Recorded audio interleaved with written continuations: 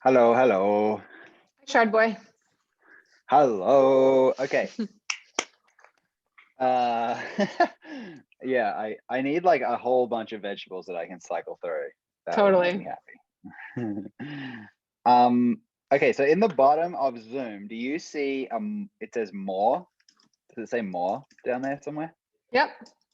Okay, so click that Live on custom live streaming service. and yep, click that and it'll open kind of like in the browser. Uh-huh. Sweet.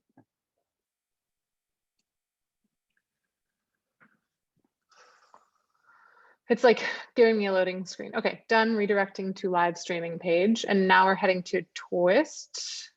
Twitch. Yeah. Twitched. Sorry, Twitch. Twitch, Twist, Twitter. What's next? Yo, I see you. Yeah, we're actually on Twitch now. We don't have any Twitch followers, so it's no biggie. But basically, yeah, we're basically streaming live now. So this meeting, there's no more configuration you need to do. Okay. But the one thing you could do is go, maybe I'll teach you to do this specific type of phishing. If you go to Accentuate. Okay. Wait, is this something that I need to do in order to learn or something that I need to do in order to make this go live in 12 minutes? Because I just want to, there's a couple people that signed up late and I want to get the link over to them real quick. Okay. Well, do that first for sure. Okay. And because I've got the button on my side to actually set it live on the website. Okay, perfect. Just give me a sec. I'll be done in 1 minute. Okay, take your time. I have to figure out how to send an already sent email from MailChimp again to new people. Maybe you can just email them like directly in Gmail. Yeah, that's what I was thinking. That's going to be easier.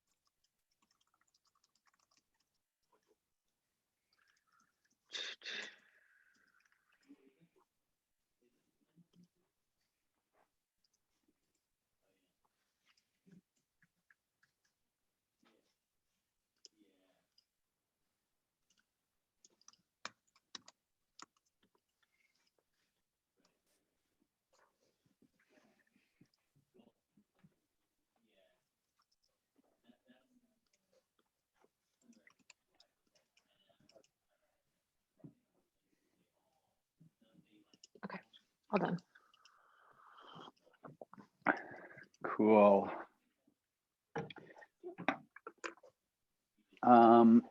All right, yeah, so cruise over to Accentuate and go to the shop fields. Do you know where that is? Uh-huh. Where you edit like the homepage intro and stuff. Yep. Accentuate, my new friend. Yeah. Okay. It's a little funny, but it is It the is. best one we've found, to be honest. Okay, Like, I'm in. and then see at the top where it says show Twitch stream. Yep. If you click that and press save, and you can do it like very quickly temporarily, and then you can turn it off again if you want to until Andrew joins. What do you mean click that and press save? So Do I have see to how click edit values first? Oh, sorry. Yes, click edit Yeah, okay. values. Cool. Yeah.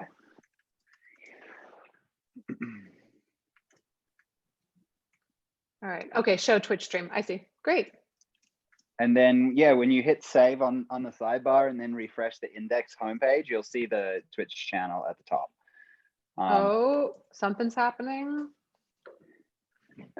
Let's see. Are we on it yet? Yep, you might have to scroll up just because if you refreshed. Yeah, I can see us. Yo, here we are. I don't mind just leaving it. It's fine.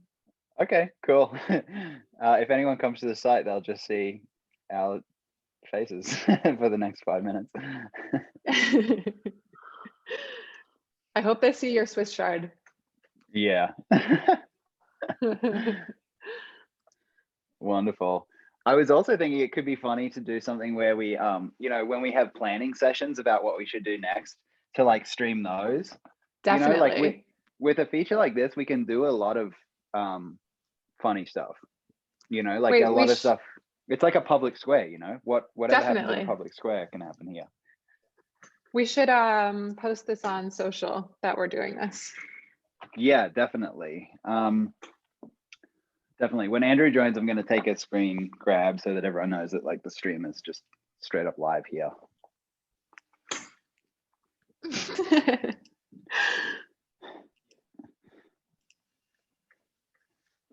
Cool.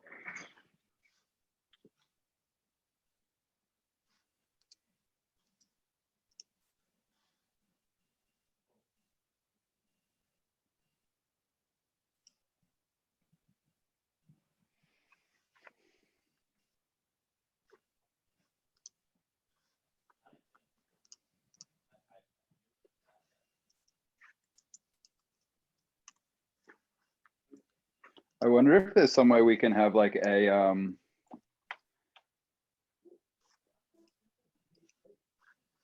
kind of like a holding screen, you know, so that when streams are about to happen, we could have like a GIF that's playing on a repeat. It's like, hey, tune in 5 minutes. I wonder if there's some way we can do something like that.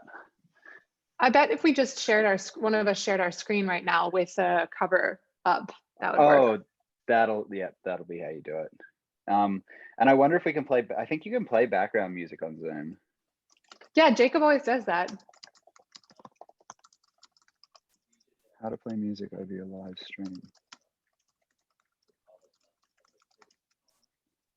Cool. Well, let's figure that out next time. Joel, go to indexspace.org. Check it out. It's pretty cool.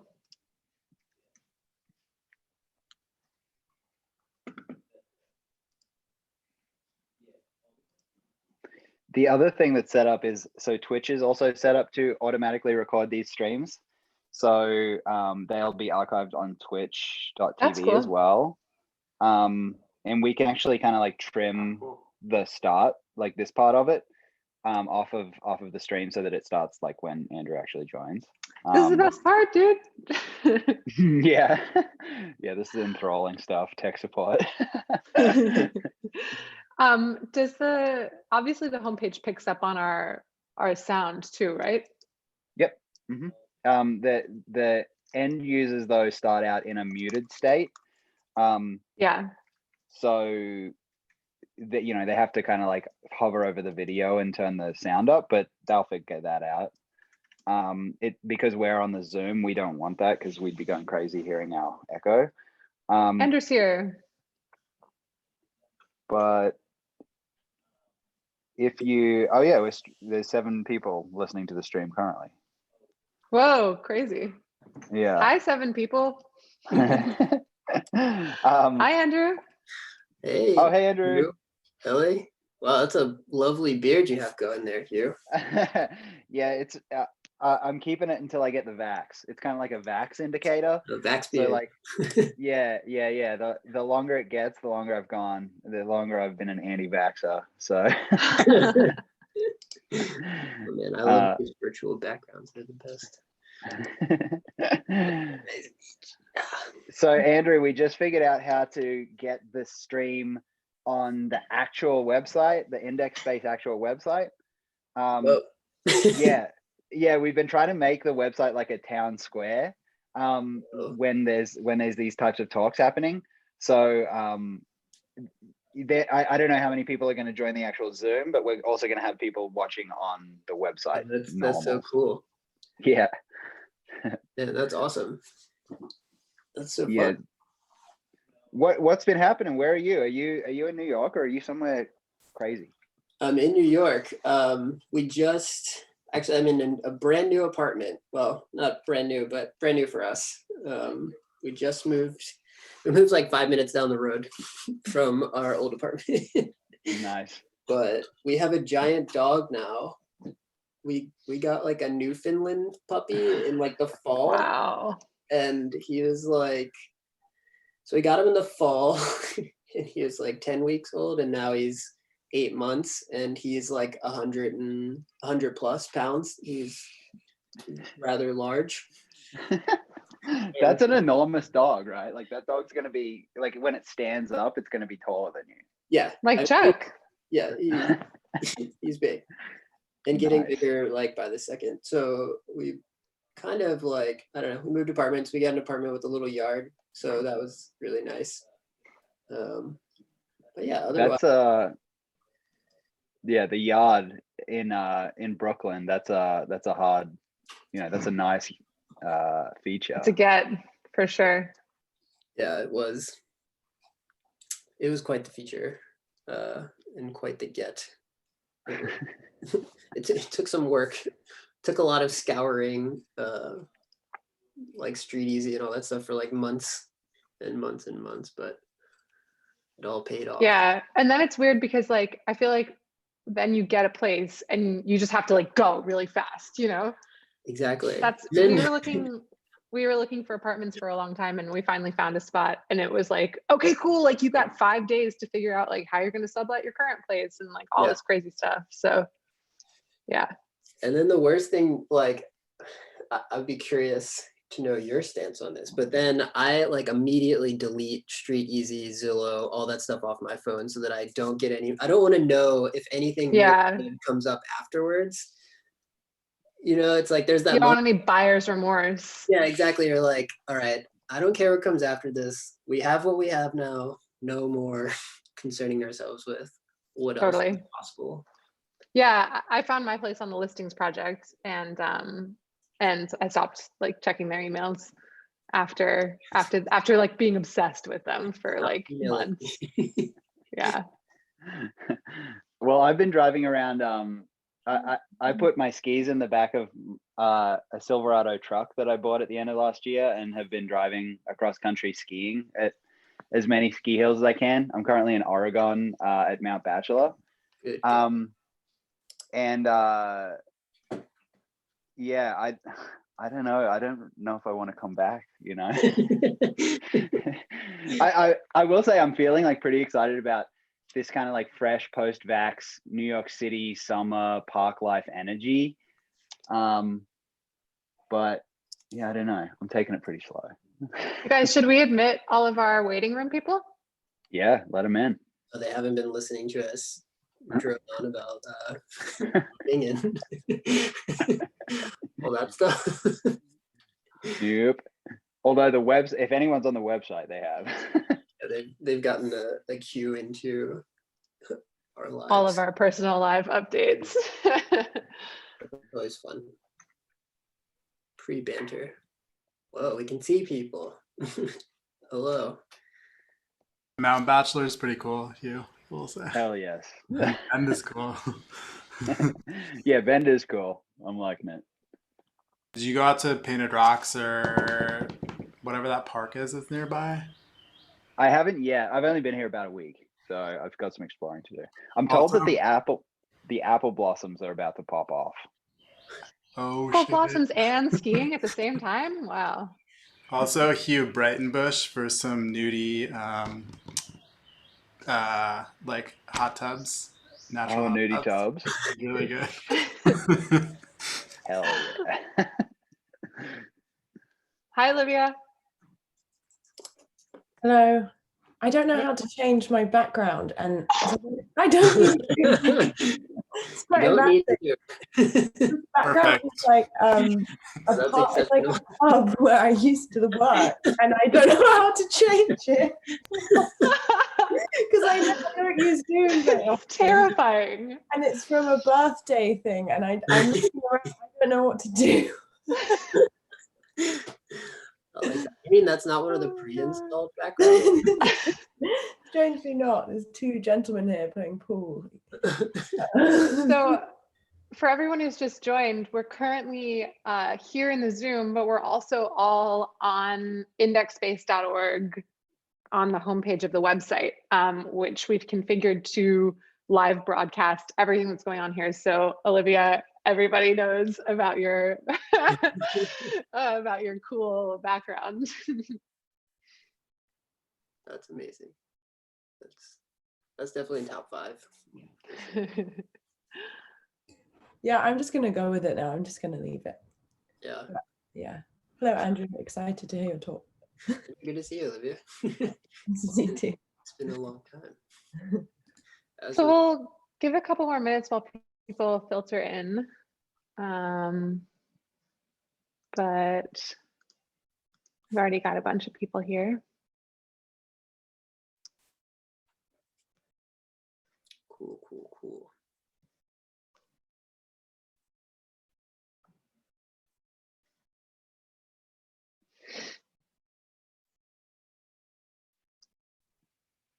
Andrew, what's the format of your talk going to be? Are you going to take us through the book, or are you going to take us through the actual process?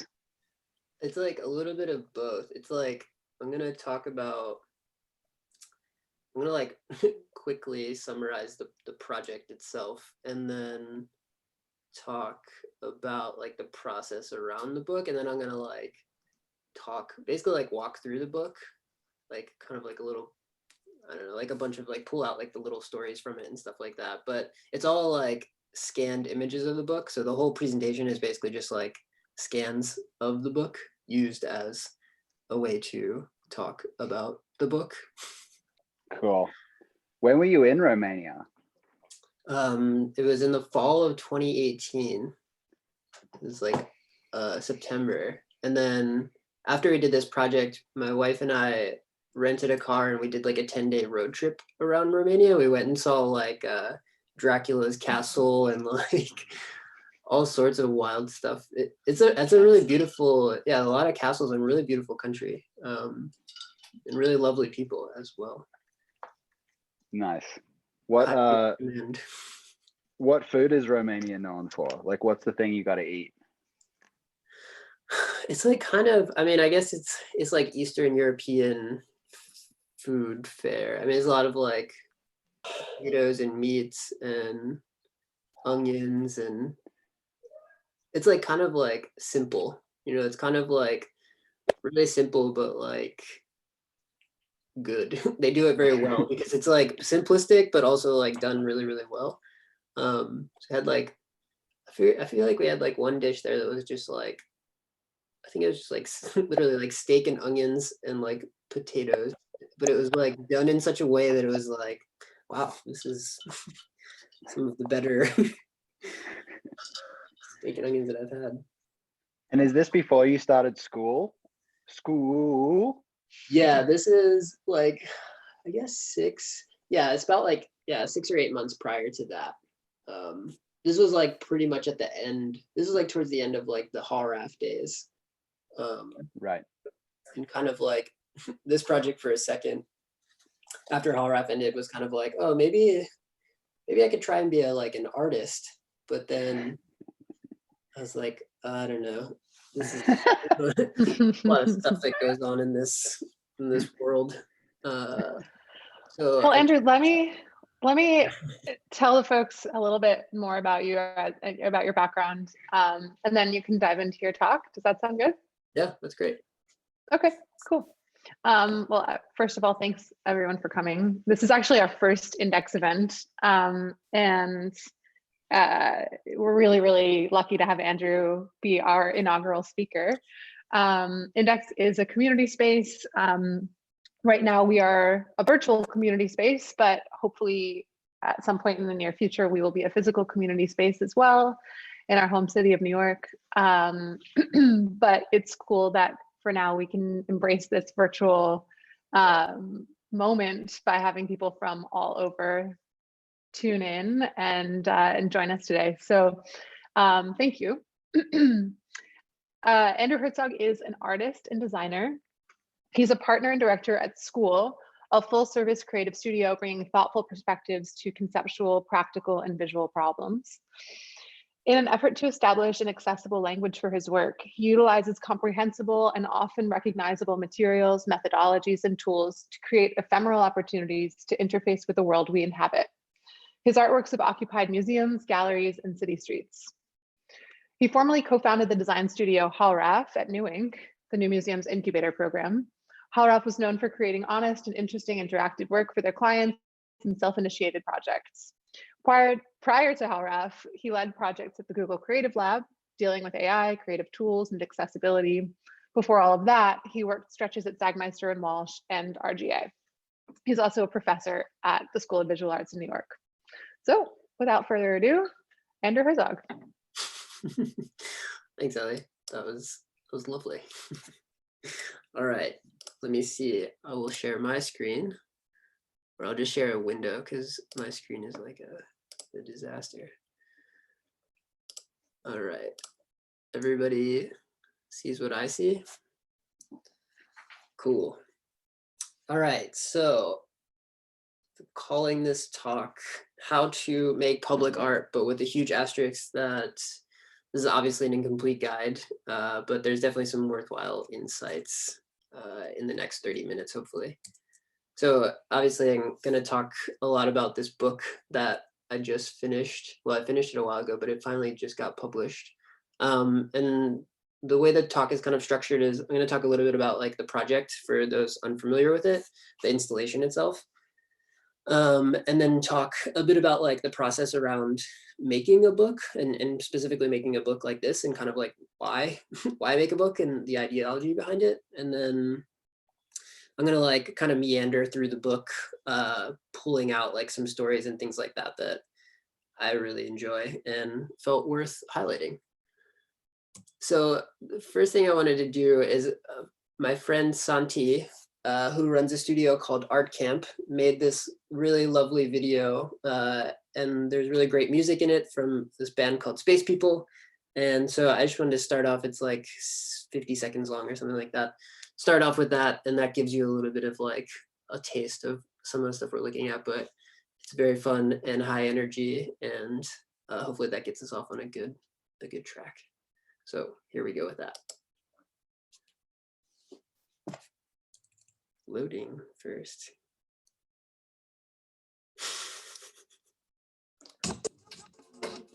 Now, it belongs to no place, and you can see such an icon in your home. The images come to you. You do not go to them. The days of pilgrimage are over. It is the image of the painting which travels now. The meaning of a painting no longer resides in its unique painting surface, which it is only possible to see in one place at one time.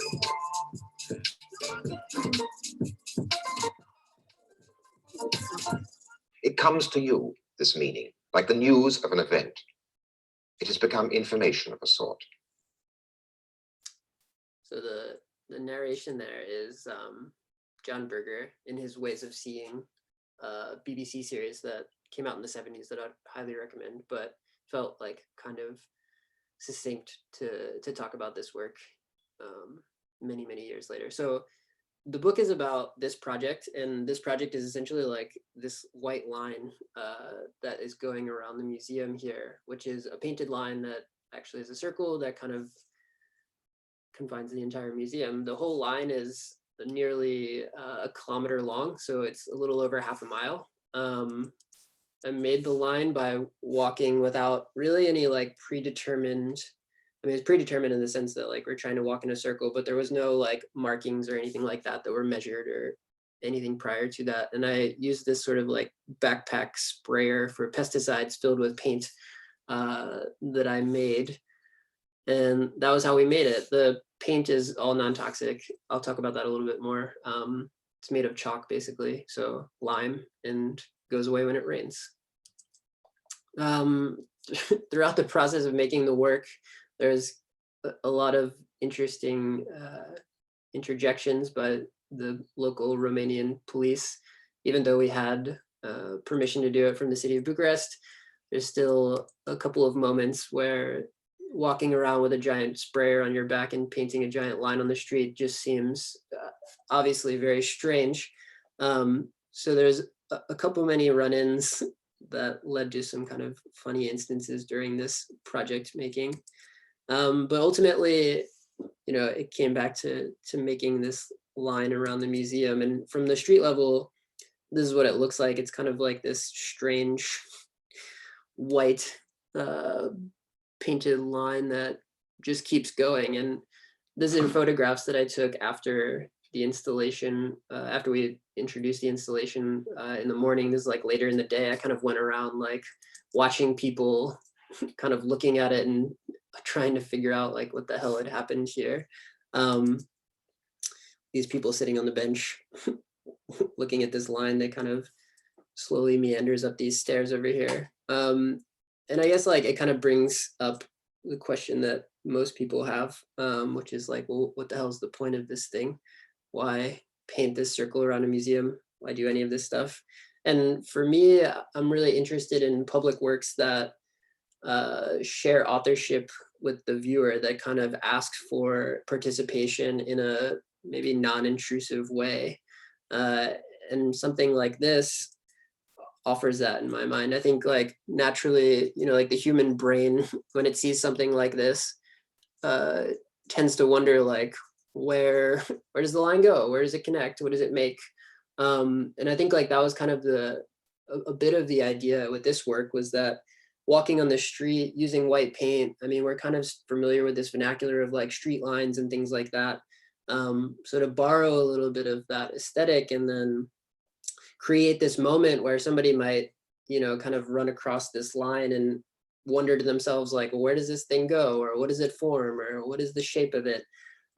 It's really like that moment that I'm really interested in, because like that's the moment to me where there's a collaboration happening. There's like a bit of there's this authorship that's happening. There's this ability for them to kind of imagine what this thing is, just as much as like my imagining of what it is in doing it. And so I really appreciate the simplicity in a work like this, because it allows for kind of that moment where it could be something totally different to someone else, if they choose to follow it or not, versus like what it actually is in real life. And I really appreciate those moments. And I oftentimes try to create those in the work that I make, especially the work that lives in public, because I just think it's really important when making work that is in public that, you know, it not only just like interjects itself, but it kind of has a conversation with the people that live there, especially for a project like this where you're going to a totally different country. So I'll start here talking a bit about the book, and this is in there.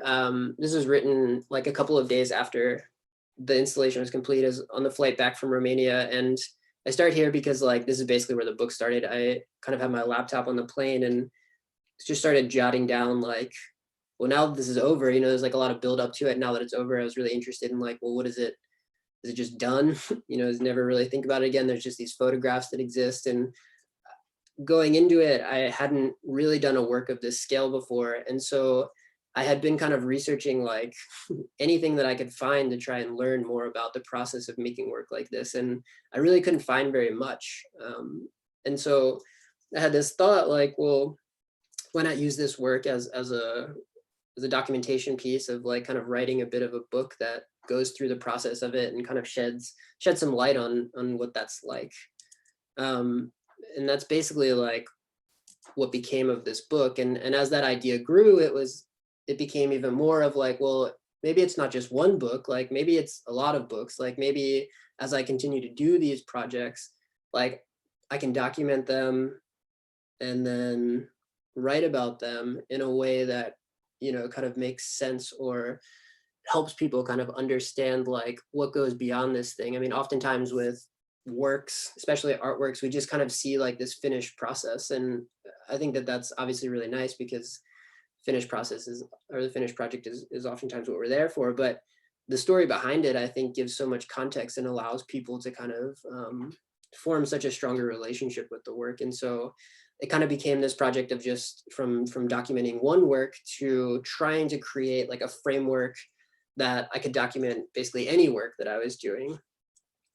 And so what started out as one book, and one book that's produced right now, ideally is the thought that like it would be a series of books, ultimately, that as long as I can continue to muster up the energy to write them, like they would be produced. And thinking about like, how do you produce something consistently, you know, oftentimes it comes back to like, how do you make it as easy as possible? And so starting to think about like, well, if I don't want this to be like a huge burden on me every time I go to do it, like how do you kind of make that as easy as you possibly can?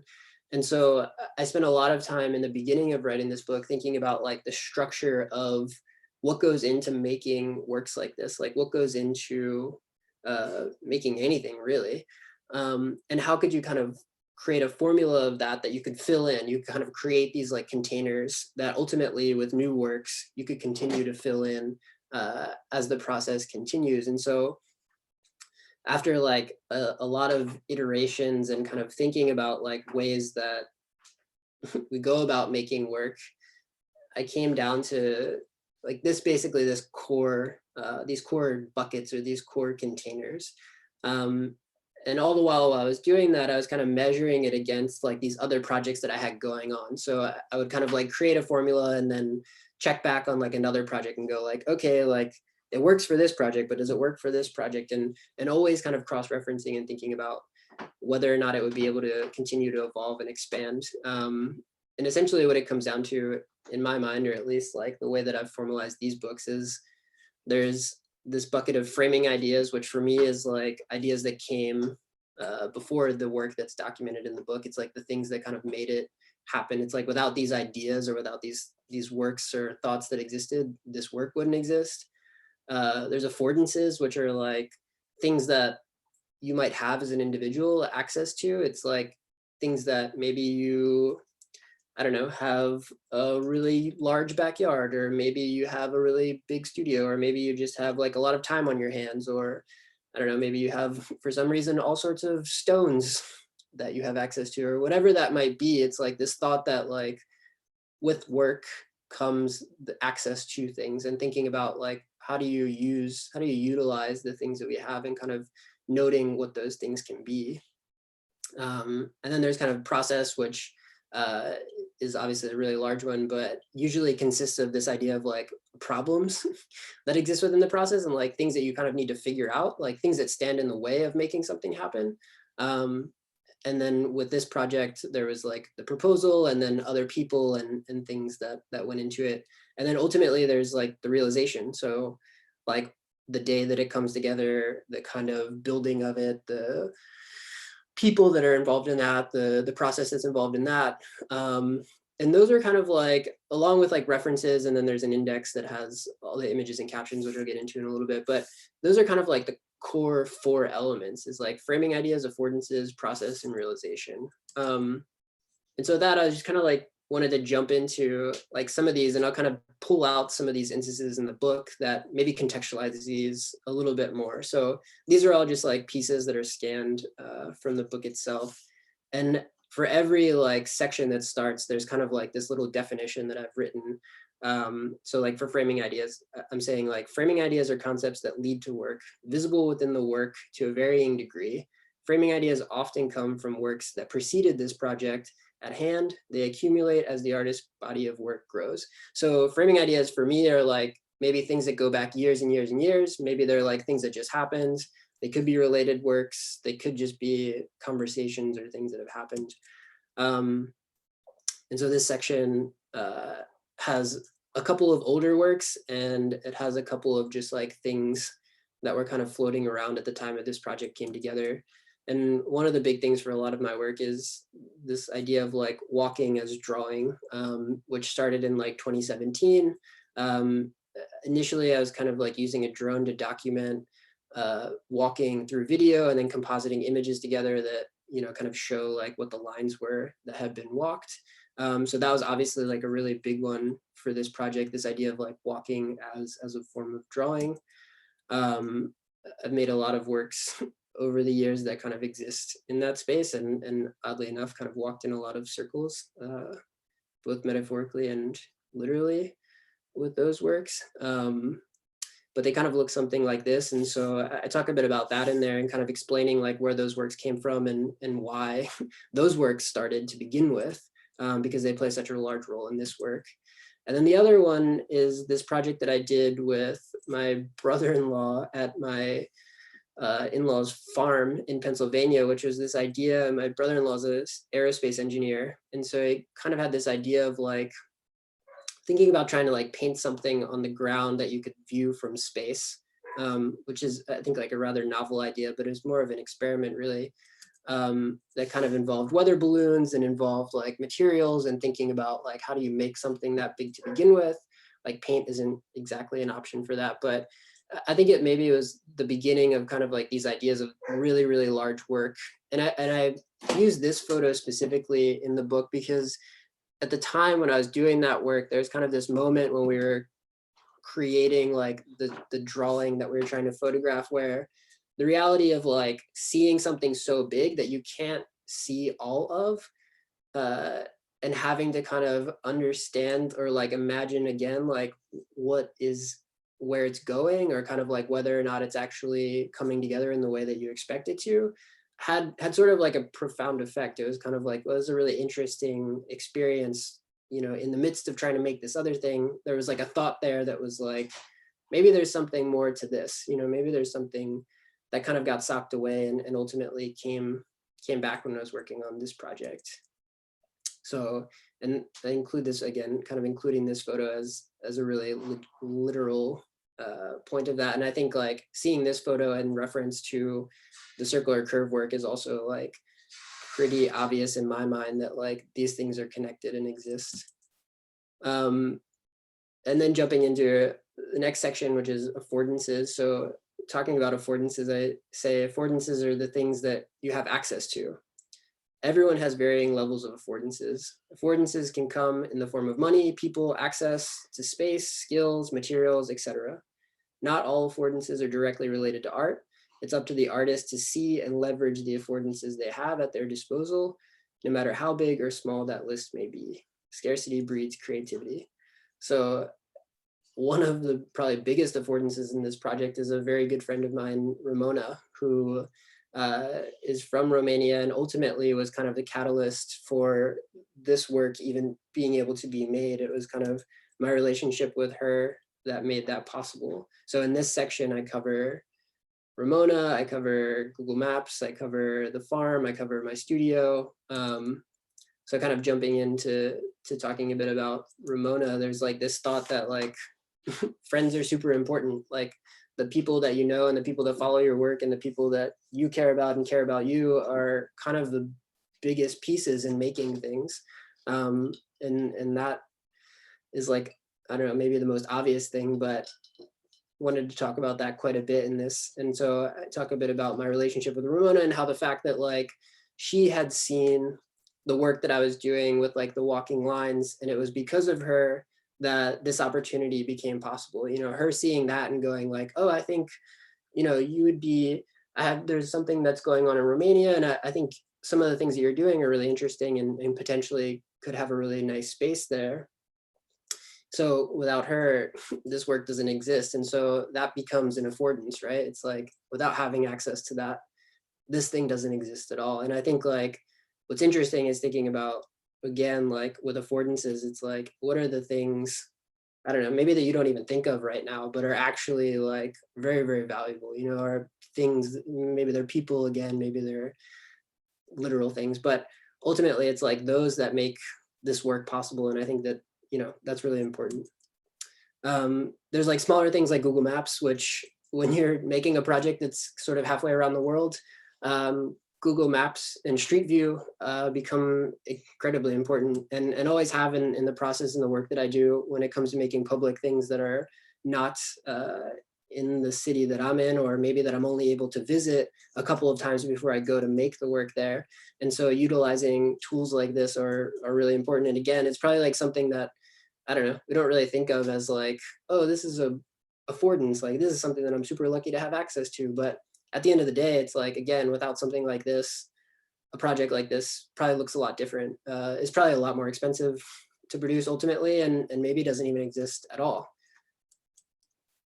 Another huge one for me is the farm. Is my wife's family has a farm in Pennsylvania, which is close to Philadelphia, and we travel there maybe every other month or something like that. But they have a fair amount of space there, and usually it's just kind of grass fields, and I spend a lot of time walking around and doing a lot of weird things that they don't understand. And to be honest, I don't really understand so much either sometimes. But for whatever reason, they still allow me to hang out and do things there. And so like having a space like that to begin to test things and begin to start messing around with like the materials and the scale that a work like this requires is again something that without it, this project wouldn't exist. So hence kind of becomes an affordance. It becomes something that if I didn't have access to it, I would have to do it in a different way, and perhaps, you know, just might not exist at all. This is about a month before I went to Romania. This is a very, very small circle in comparison to the work that got made in Romania, but one that was painted on the farm. Another thing was having a studio. So prior to this project, I'd always had like the studio for the design work that I was doing with the studios that I've been involved with, but hadn't really had like a literal studio space that was just dedicated to making art. And I had been commissioned for a piece prior, like, I don't know, maybe 8 months before this project even started, that I just used the money to kind of get like this little subletted studio. And in that studio, again, like did a lot of testing, did a lot of like figuring things out, did a lot of experimentation. It was a place that allowed for this project to kind of manifest. It allowed for a lot of the ideas and things, thinking about materials that could come together that I could kind of have the space to experiment with. And without it, again, I hate to keep harping on it, but without it, the project doesn't exist. And so for me, like it's important to kind of document these things, and documentation, I think as a whole throughout these works is super important because it allows me to kind of have like a reference point to be going back to and thinking about as the work progresses and ultimately when the work is over, which leads to maybe like the biggest piece of projects, which just calling process, but describing process as the process of every project is unique, typically involving experimentation, failures, successes, concessions, collaboration, and countless unexpecteds. Throughout, there will likely be unforeseen problems and reliance on the help of others. So naturally, process starts off with problems. And two things that, well, it starts off with problems, and then we go into kind of some solutions and a couple of other logistical things that popped up during the project's process. But one of the biggest things obviously is like paint is like, okay, if we're gonna paint a line that's this big or paint something that's this big, like how do you make the paint, or what is the paint made out of, especially if you're painting onto a surface that is the earth essentially. Not really interested in like making something that I don't know, does harm to the environment. So that was kind of a large catalyst to this piece of the process, and thinking about like what materials could be used and potentially second as like a paint. Ultimately, we went with carbon or calcium carbonate, which is essentially just like really finely crushed lime that you can mix with water to make paint from. There's a lot of testing involved with that, like around how much water do you mix? What does it look like on pavement?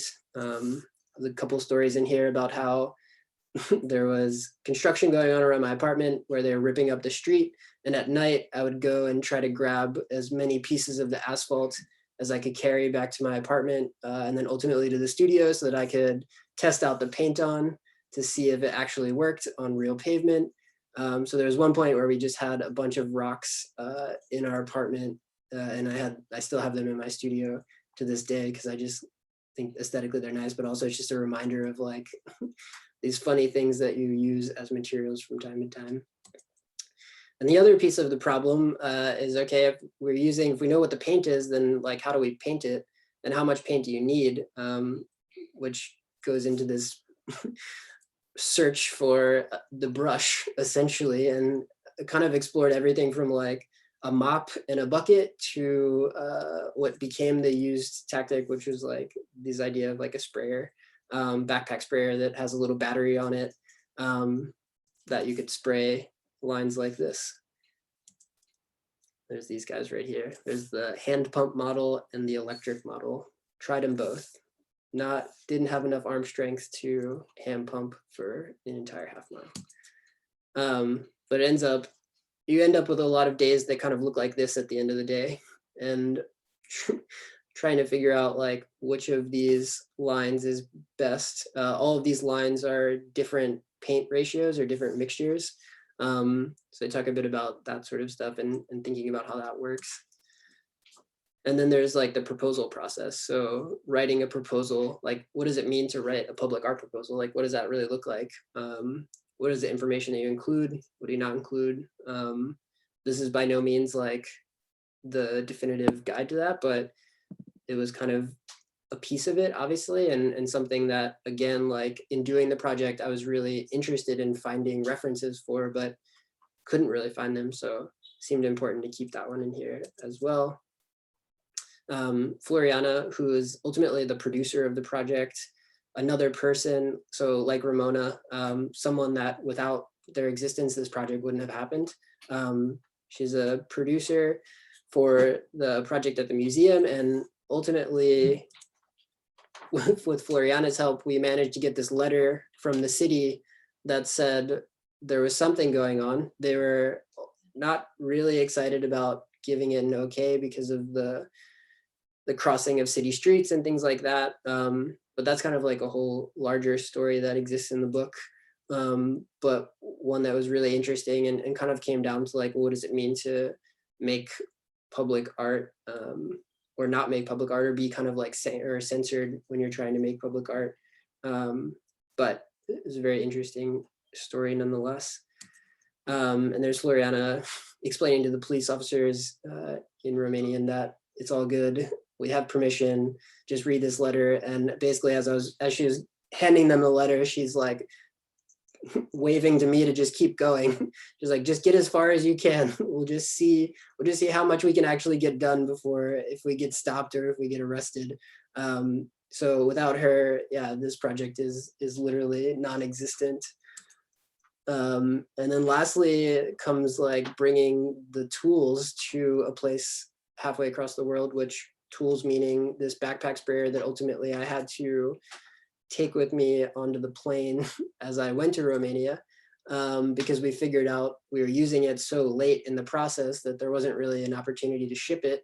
So there's like this kind of funny story that happens where I end up messaging with the TSA on Facebook Messenger, which apparently they have a really, they're really good at, and they get back to you really quickly. So I sent him this message about how I was flying to Romania with this thing in my luggage that probably looked very suspect, and asked them if it would be okay. And they explained to me how to go about doing it. But again, I feel like this is the sort of stuff that like maybe doesn't get talked about that often. And I think like in doing work of this scale, it feels really important to kind of have this stuff be made transparent or be made kind of accessible in a way, because I think like this might be the end of, like, this could be the end of someone's project. You know, they're just like, oh shit, we can't actually get this thing there. Like, nah, maybe this isn't gonna work. But I just think like it's important to kind of make these stories available so that there's a bit of an understanding that like,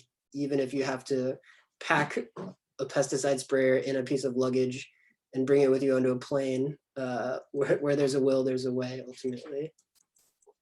And then the last section being just the realization. And for this, I wrote the definition as: realization is the ceremony. This is the culmination of all the experiments and tests. It's the point where the rubber meets the road and the work gets installed. Marcel Duchamp insisted that the creative act is not performed by the artist alone. The spectator brings the work in contact with the external world by deciphering and interpreting its inner qualifications, and thus adds their contribution to the creative act. Realization is the point in which the spectator gets to add their contribution to the work through viewing and interacting with it. So like I was kind of talking about earlier, like I really feel like, especially when you're making work that exists in public, like considering the other side of it, considering the viewers just feels so important. And so to me, like when it gets installed or when it goes finally out into the world, like that's the moment where maybe I get to see it fully realized, because like that's the moment where I see people either go like, I don't I don't even notice that, or like what the hell is that, or you know, people really kind of accept it and get into it. And I think like that's it's really important that those possibilities exist. And in this section, I talk a bit about like the day that we did the work. Started like super early in the morning, and then go through that. And then also in this section, there's a couple of essays from people who are from Bucharest that came out to see the work in progress. And ultimately I'd ask them like afterwards if they would write an essay, or if they would write like a short essay that I would include in this book, in this project. So there's a couple of essays from native Romanians that talked about the project and kind of like their interpretation of it, which again, like to me is maybe more interesting than like my explanation of the project is their interpretation of the project. So this section kind of talks about everything about how we had to postpone it initially because the permits that I just showed like a little bit ago didn't come until literally like 6 hours before the night before we were supposed to do the project. So we had to push it back. When we were doing it, it was 6 o'clock in the morning in Romania. So Romania is like 6 hours ahead. So it was like midnight in the US. So we were doing like a Instagram live stream, and we were kind of talking to a bunch of drunk friends who were up on Saturday night in New York City, watching the work happen halfway around the world, which, you know, is something that was forever kind of ingrained in my memory and something that I was really appreciative for. And again, just kind of speaks to like friends and people, and I don't know how important those things can be. We got to make this huge mess on the museum floor, this like beautiful marble museum where we're mixing up the paints in the back of it, and ultimately just making like a huge mess there, which I don't know, just seemed really kind of funny in terms of the work existing as this thing outside, and then what it leaves inside the museum is actually much worse. And then the ending, ultimately, there's like this moment where it gets complete, where it's over. And kind of talking a bit about like, what does that really mean? Like for this thing that's like ultimately super ephemeral to be done. And now is it finished? Like, does it exist now? Or, you know, where does that happen? And like I said, there's these couple essays and like photographs that were taken by people who are from Romania and live in the city, and were kind enough to kind of lend their voice to the book as well, which to me felt really important in these projects to, again, not only just kind of dictate like what the thing means, or I don't know, like what I feel like it should do, but understanding like what it means to people that live there and kind of their experience with it and their stories of what that thing was. And the last section that I have, so everything is in black and white up until this point. And I've always been really fascinated with like, I don't know why, but for whatever reason, they seemed like they're really popular maybe back in like the 50s and prior to that, where there was like art books that were in like black and white. And then they would have these like plate pages in the back that were like lithographed, like full color, like just beautiful images on like beautiful paper. The front would be kind of like moderate paper, and then the back was like this really thick, nice paper. So I wanted to do this book in the same way. So when we were working on the production of it, that was something that I wanted to do and something that we ended up doing. So the front half of the book is like black and white. It's on kind of like a thinner stock. And then the back is all the images that are within the book, printed on really, really nice stock, and really nice color, kind of glossy paper. This GIF makes it look not as nice, just due to the way scanners work. But that's kind of like the second half of the book, is all of these images that we see throughout the book in varying sizes, all very big, and referencing like the point that they were in the book, which again was just something that for me was like, I really like that aesthetic, and I really like the idea of like referencing back and forth between like these places within the book, and kind of seeing those images in full color. So even the book itself becomes like this a bit of like an interactive element. You know, it becomes this place where you're kind of referencing back and forth between these color images and the black and white sections. And that's basically it. That's the book. That's what it's about. I didn't want to talk too much. I wanted to leave some time maybe to chat a little bit or answer questions, or I don't know, have some moments of silence maybe, for all of us. Andrew, that was really cool. I wonder if those of us who can unmute and give an IRL or a virtual but still heard round of applause. I thought that was really great.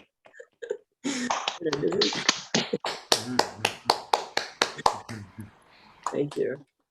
Thank you.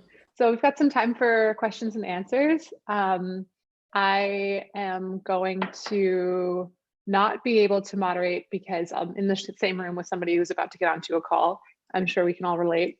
But Andrew, if you want to call on people for Q&A, and take it from here, that'd be great.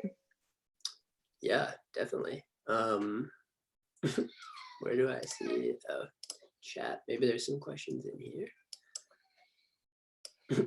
Maybe folks have questions in the chat, or Yeah. just unmute and call it out as well is fine. Yeah, feel free to just jump in. It looks like there's a question about a PDF version of the book, which does exist on my website, which, oh yeah, it looks like somebody linked it. Oh, thank you, Mark. Yeah, there's a version of it that's just a PDF that exists on the site for download for free.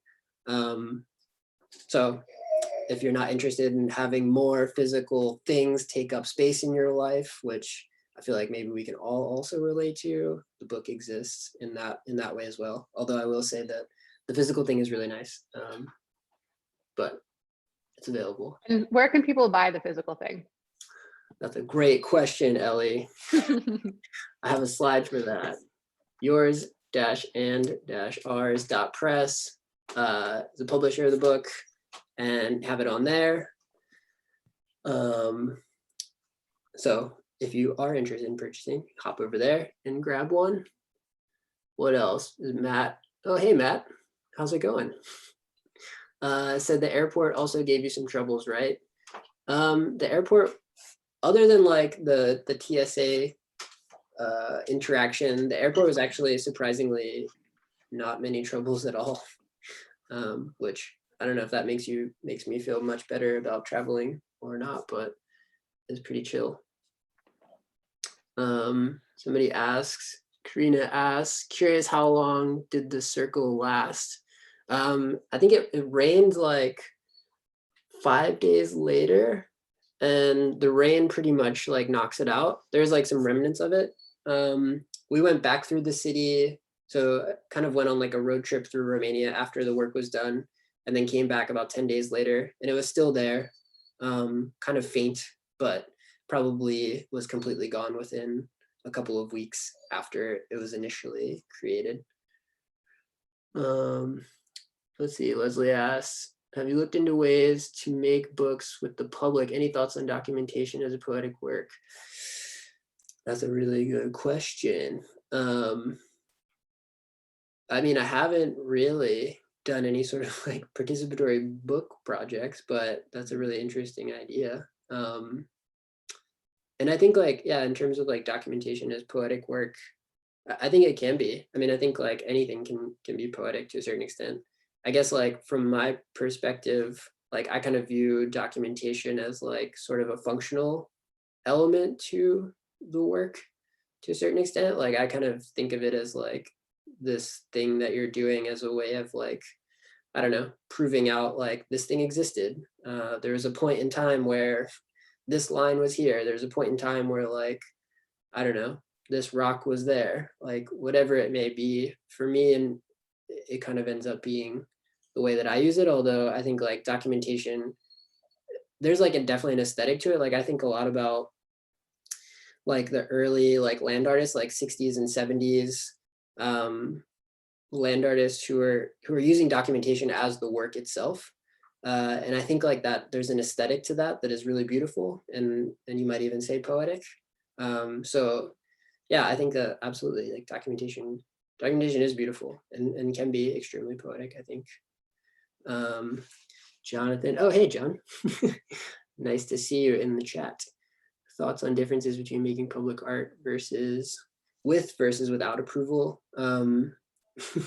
It's certainly easier to do it with approval for sure, although I've at this point done both. I think it like really depends on like where you are, and also I think it really depends on like what you're trying to do with the work, I guess. Like I think you also have to be really mindful that like public work lives in the public space, you know, and like things that are destructive or things that are like if you're standing in the middle of traffic or something like that, and that's the work, like I think there's a bit of a balance there of like, well, what does that mean? You know, what does that mean to inconvenience someone in that way? Like obviously there becomes like this longer list of questions that I think when making work in public that's not necessarily sanctioned, that I think it's important to think about. You know, it's like that's a space that everyone owns, and so like to you, you might be doing some great service of adding whatever your voice is to that space, but in reality, like that's a shared space. And so considering being empathetic and considering like what does it mean to the people maybe that have existed in that space prior to your existence there, or prior to your kind of like intrusion or interaction with that space. I guess that's maybe like more extreme examples, but oftentimes like maybe you'll do a project that no one even really sees, that no one knows about. And I think like those things are fine, but yeah, definitely easier to do with approval. Probably like a better story to do without approval, but yeah, I think really taking into consideration like what it means in the space that it exists and to the public that exists within that space is really important. Daniel asks, did you do any work in gathering stories that were created by the public to explain your circle? I'm sure there was some really fun speculation by people who stumbled across it. I didn't, but yeah, I totally agree. Like, I can only imagine what some of the stories were that came out of it. And like, you know, I think it also brings up this kind of question or thought around like, ultimately like and I kind of talk about this in the book, because there's a point where we think that like we're not going to make it at all, because when I get to Romania, like the permits and stuff haven't really been finalized, and like there's kind of this question mark of like, can it actually be like, can we actually do it at all? And there's kind of like a couple of hours where I was thinking a lot about like, what does it matter? Like, is it really the work existing that's important, or is it kind of like the story about it existing? Like, I have all these sketches, like I have all these like artifacts, let's say, like in quotes, that exist that kind of maybe in some ways are actually nicer than the work itself.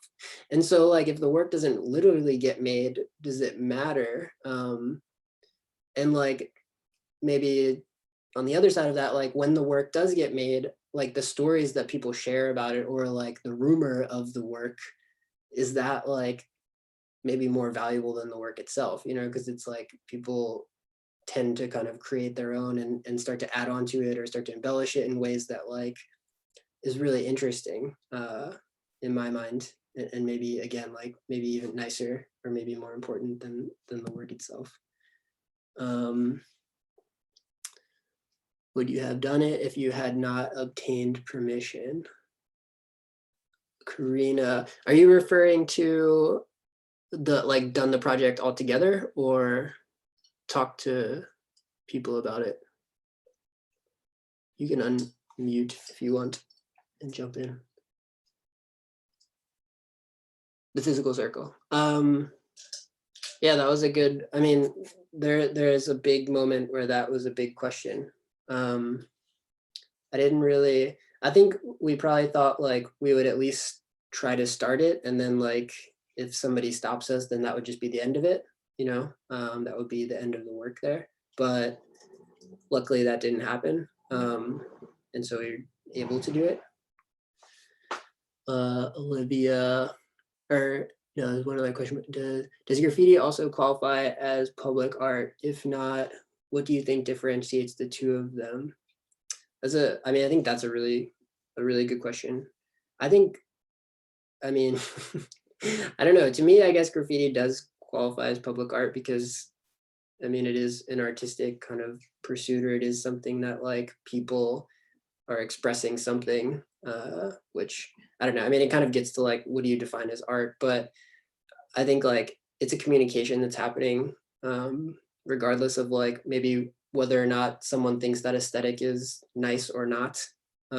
Regardless of that, like it's something that people are kind of putting into a space that they feel like needs to be there, I think, which seems to me to measure up to maybe what we consider to be public art, you know, whether it's like a giant steel whatever, or whether it's not something that someone painted on the side of a building. I guess like when it starts to get into like whose building it is and all that sort of stuff, gets a little bit difficult to like do it without getting in any trouble. But I think that, yeah, it qualifies in my mind as public art. It's something that people are doing to kind of say something in space, which I think is nice. What else? Olivia, curious to know how you photograph your work and process from such great height. Do you use a drone? Yes, I do. I got one like, I guess like 4 years ago now. I was really fascinated by the like perspective of it. But it's kind of like just a tool, you know, it's like a pencil. It's like some people can make really, really nice things with it. Some people can just write with it. I feel like my relationship with using something like a drone is more of like someone who's not, I just use it as like a tripod, basically. It's like a tripod in the sky. It's not really, there's people who do really cool stuff with them, but I unfortunately don't delve that far into like its usability.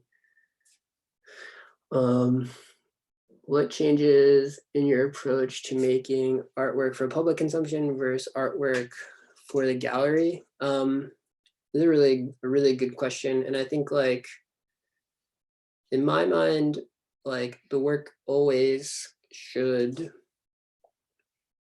engage, like I said in the beginning, it's like, I'm really interested in that moment of like speaking, that moment of like conversation that's possible in work. And I think like that's important in the gallery as much as it's important in public space as well. So I think like a lot doesn't change, but maybe like the idea of like what the thing is changes a little bit. It's like in a gallery, like an object or a photograph or something like that maybe is like more contextual. Whereas like, obviously you don't really like put those things on the street so much. Like I think I'm much more interested in the public work. It's unfortunate because like people don't buy giant circles painted around museums that disappear after 5 days. So you kind of end up playing like in both of those worlds. But I think like, again, going back to like these ephemeral things and these ephemeral works, like having something that persists after the work is gone, like a sketch or like a drawing or like a, I don't know, a model or whatever it could be,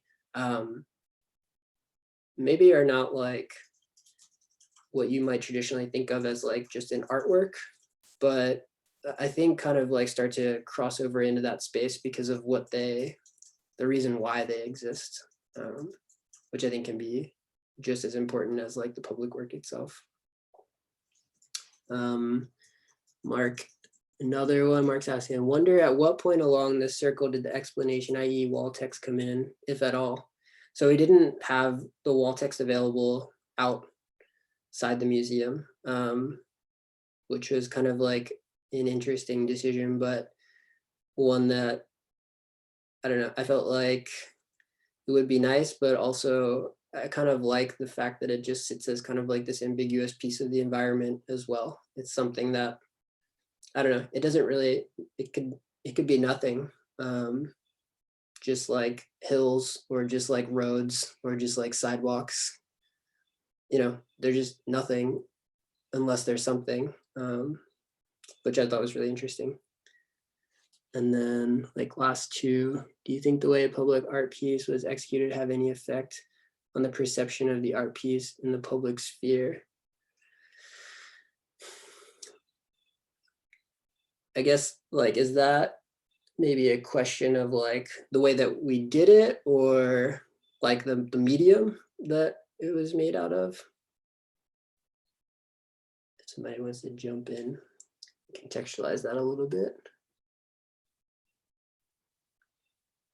Or the performance itself. Yeah, that's a good.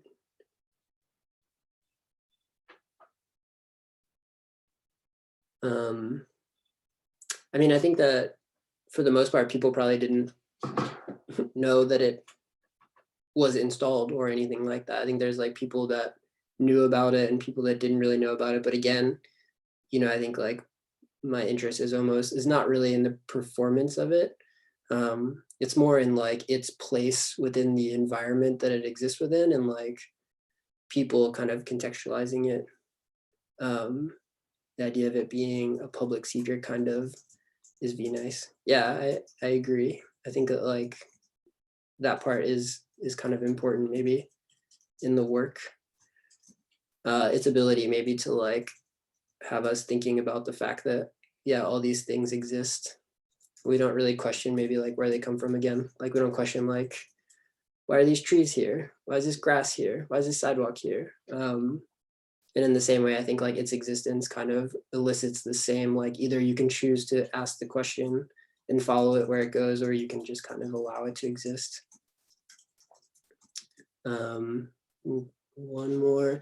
Will this work continue in different locations and variations, or do you see this with one and done? I think like right afterwards, there was like kind of a couple opportunities to like do it again in different places.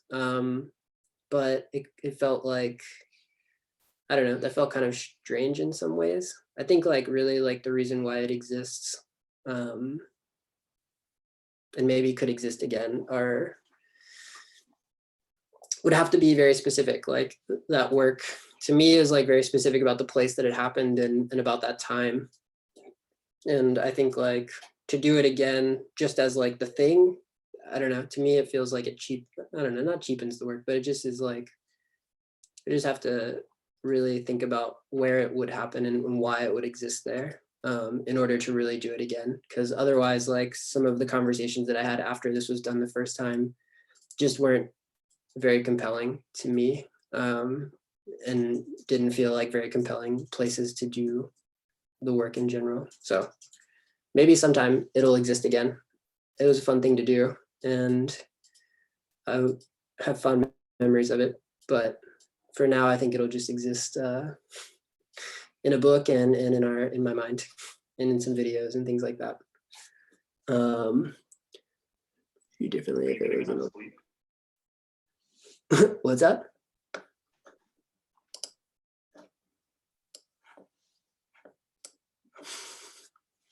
I didn't catch that one. But some thoughts in here about crisp lines, infrastructure, double yellow lines. Yeah, I think all that stuff is interesting, and like maybe in its yeah, maybe in it not kind of being exactly that, you know, it kind of like sticks out a little bit, but not too much. So if it was like exactly that yellow lines or white line, perhaps like it's just like unusualness would have been more pronounced. But yeah, I don't know. Maybe we'll see you next time. Thank you, Andrew.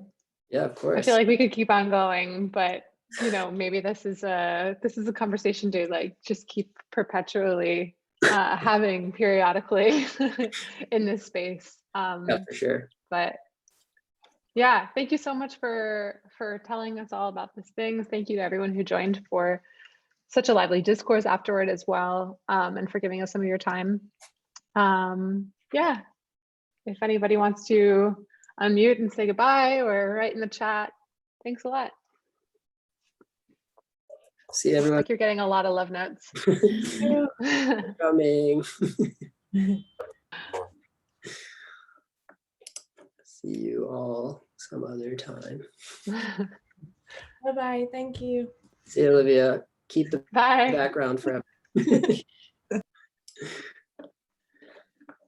right. See you. That was Ellie. great. Thanks, Andrew. Bye.